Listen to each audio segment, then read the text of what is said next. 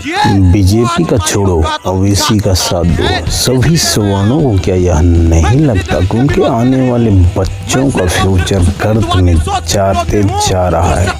केवल बीजेपी का मुंह छोड़ नहीं पा रहे हैं।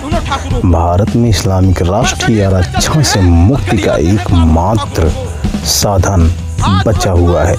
सभी सवर्ण को चाहिए कि इस्लामिक राष्ट्र बनने में सहयोग करें और आरक्षण रूपी अभिशाप से अपने बच्चों को सुरक्षित करें।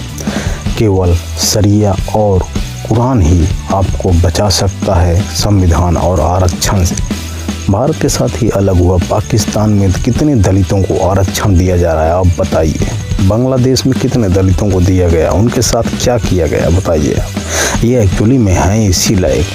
यह आप सवर्णों ने इनका जितना साथ दिया, आपके ही बच्चों का हक ये मारते जा रहे हैं केवल अपनी संख्या बल के आधार पे। तो आप यदि केवल सवर्ण ही आप हमको साथ दो, मुस्लिमों का साथ दो या ओवैसी का साथ दो, तो मैं गारंटी के साथ बोलता हूँ कि ये जितने भी दलित ओबीसी SC ST हैं, ये इनकी हिम्मत नहीं है कि उंगली उठा के तुम्हारे तरफ या हमारी तरफ देख सकें।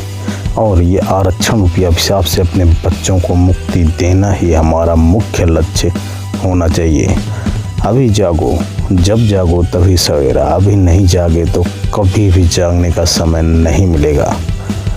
सोचो, समझो और फैसला करो।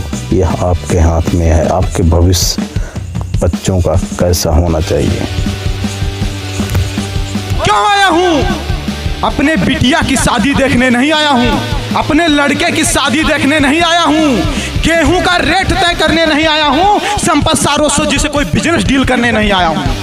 मैं इसलिए आया हूँ क्योंकि आज दो कौड़ी के लोग हमारे समाज को गरियाते हैं, जिनकी कोई औकात बिसात नहीं, जो हमारी छत्र छाया में जिए, वो आज हमारी औकात और बिसात बता रहे हैं। इसलिए मैं आया हूँ।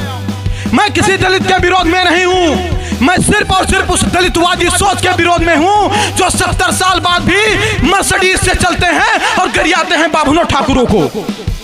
मर्सिडीज से चलते हैं और गरियाते हैं बाभनों ठाकुरों को। आज वर्तमान की जो स्थिति है यह सवर्ण समाज के लिए बहुत दयनीय है, लेकिन हमारे दलित समाज के जो लोग हैं आज वो हमारे खिलाफ खड़े हैं। उनको समझना चाहिए कि उनकी लड़ाई सवर्ण की से नहीं है, उनकी लड़ाई उनके समाज के क्रीमिलियर दलितों से है। क्यों? क्योंकि 22.5% रिजर्वेशन में कोई सवर्ण नहीं जा सकता।